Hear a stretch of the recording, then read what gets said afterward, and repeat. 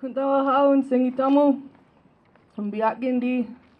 With all of your respect, I thank you all for being here and standing in protection of our waters, in protection of future generations, in protection of all the legacy of work that has gone on with our ancestors before us. It really gives me a lot of hope and strength to see you all here in the numbers there are today. Thank you to all the organizers who put this together.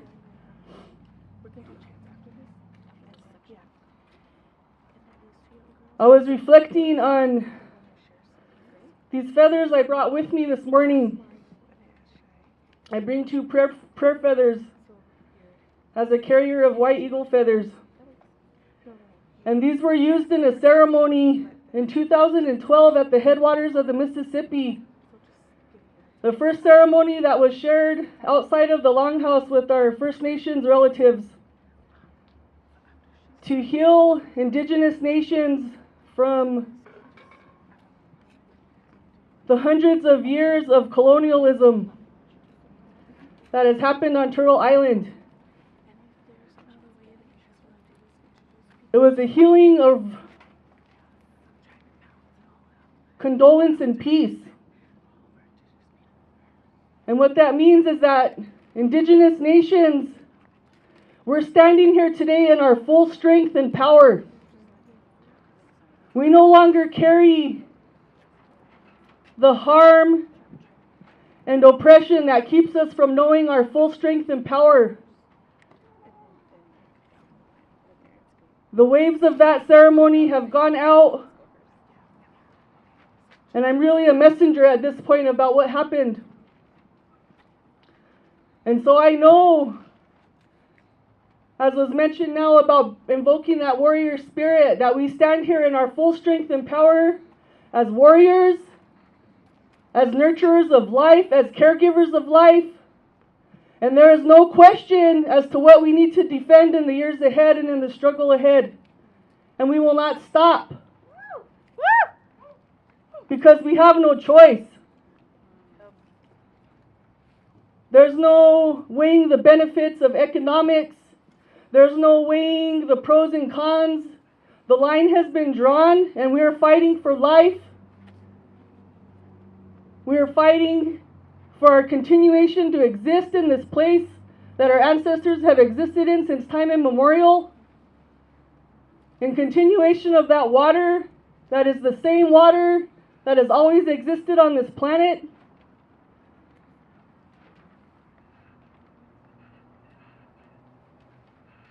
And so for me, it's clear that the work ahead will continue. And that what's happening now, it's a battle of good versus evil. And I know that we have life and goodness on our side in this struggle. Yeah. We have all of our ancestral energies that we have never been disconnected from on our side in this struggle. That's thousands and thousands of years of natural law that precedes any kind of U.S. governmental system that has been imposed on us.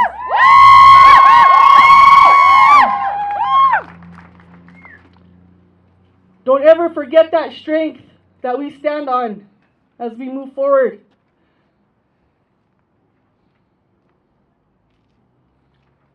That is the truth of the law that we exist in as human beings.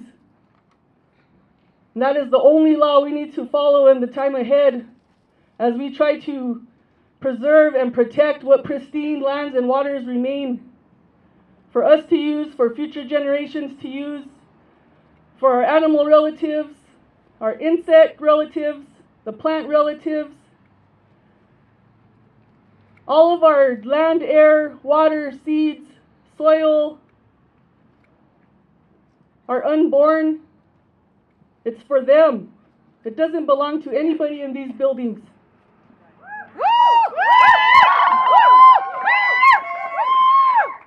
And we have the knowledge.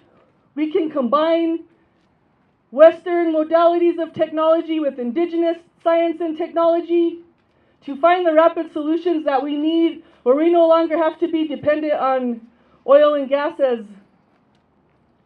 for energy. Together we can combine our strengths, our collective expertise, and come up with rapid solutions to squash any kind of argument left that we need to extract what remains within these geologic layers. And we're in this pace of rapid time that's being released as a result of tapping into that energy. We need to be really careful and mindful that we don't get sucked into that. Time is being released so rapidly that prehistoric time held in that oil that we can't even contain the speed of which this harm is happening. And so it's important that we all stay really grounded and focused and keep feeding that ancestral energy in balance with this work of fighting and our warrior spirits so that we can be sustained. I'm here today as a mother stepping into role as matriarch in my community of Kapo'awinge, as someone who still has strong ties ancestrally to Chaco, to Bears Ears, to all of these monuments that are being threatened right now. I was listening to an elder say that these places are more than just national parks. These are our lifeboats. Places that we can go to be renewed, to always have that source to exist and survive. So it's really important that we continue protecting these places, that we could continue protecting these places where families are living. So it's not just the quality of life for people living adjacent to these fracking sites, but it's quality of life for life that's yet to come, if that makes sense. So I just want to say that these feathers, we're healed, we're a whole people, and don't forget and lose touch of that power that you all possess within you. Because the harm that happened to indigenous people, that same harm happened to our oppressors.